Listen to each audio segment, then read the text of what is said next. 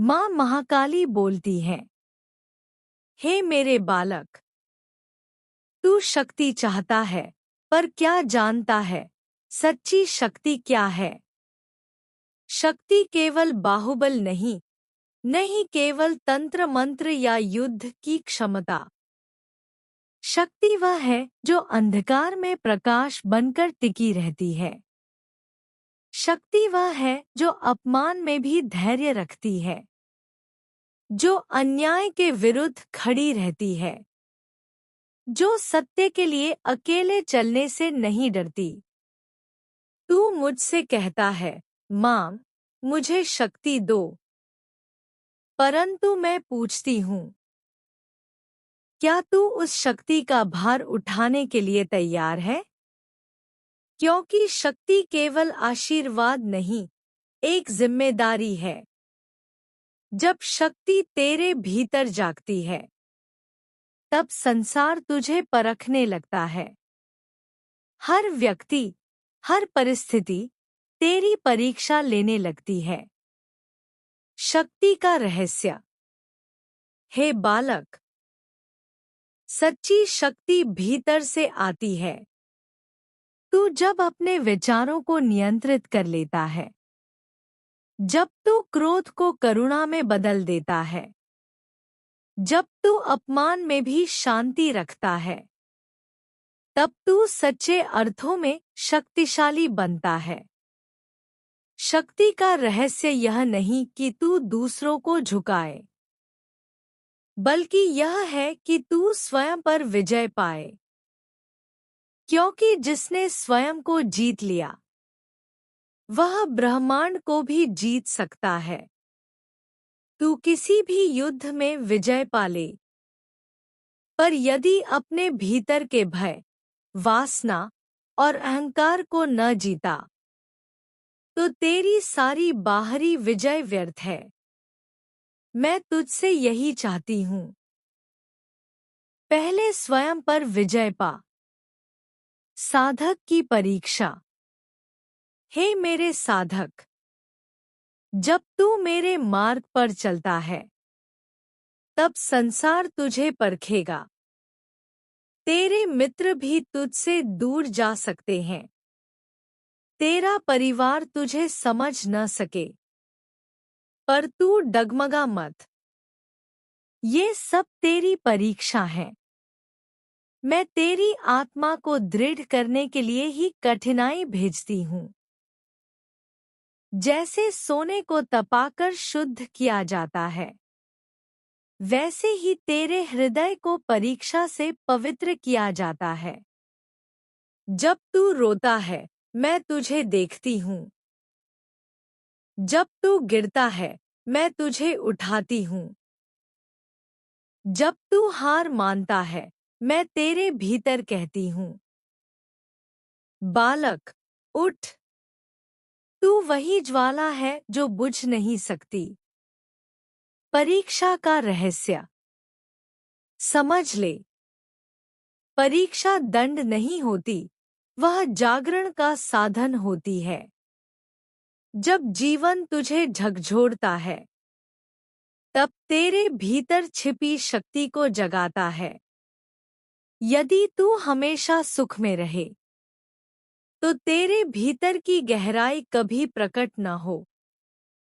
इसलिए जब दुहा खाए, तो मुस्कुरा कर कहना, धन्यवाद माँ, तू मुझे तैयार कर रही है।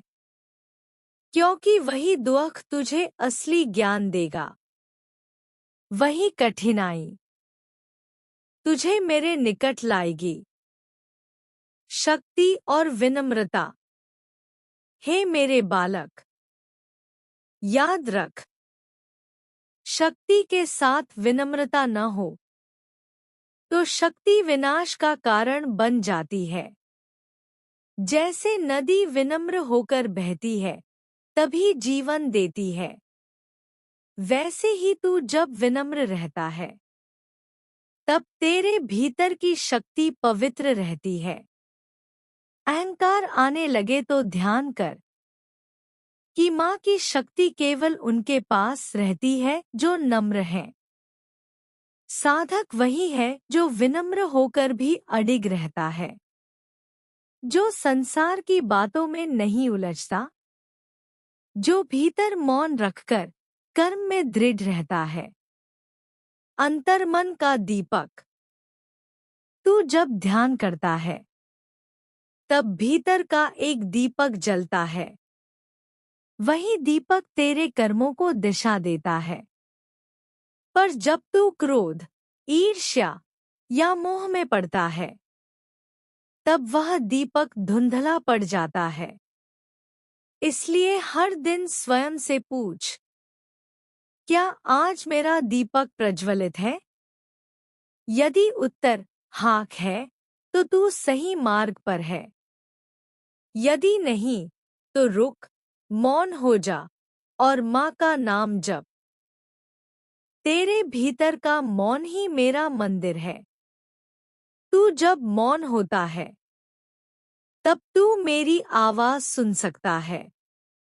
कर्म का संदेश। हे मेरे साधक, सिर्फ पूजा करने से मोक्ष नहीं मिलता। कर्म भी साधना है। जो सच्चे कर्म करता है वही माँ का सच्चा भक्त है।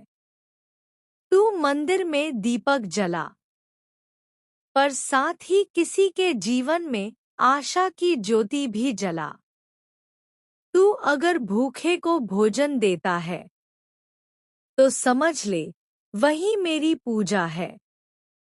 तू अगर किसी के आंसू पोंछता है तो वही मेरे चरणों में फूल चढ़ाना है। मुझे माला के मोती नहीं, तेरे कर्मों की सुगंध चाहिए। मैं तेरे हाथों में तभी बसती हूँ जब तेरे हाथ किसी की मदद के लिए उठते हैं। साधना में स्थिरता।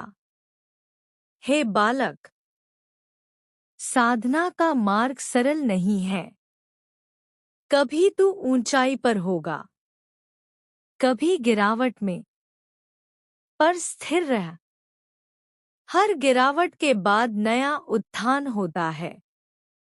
जैसे समुद्र की लहरें आती जाती हैं, वैसे ही जीवन की स्थितियां भी बदलती हैं, परंतु गहराई सदा शांत रहती है।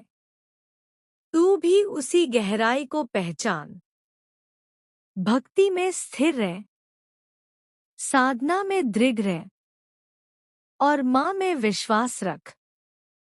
जब तू विचलित होता है तब मैं तुझे संभालती हूँ। भाग 2 का समापन। अगला संकेत।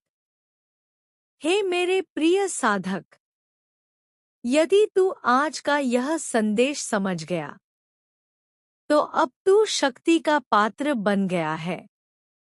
अब अगला भाग तुझे ले जाएगा अंधकार से प्रकाश की यात्रा, जहां मां महाकाली बताएंगी कैसे मनुष्य अपने भीतर के अंधकार को पहचानकर पूर्ण ज्योति में परिवर्तित कर सकता है।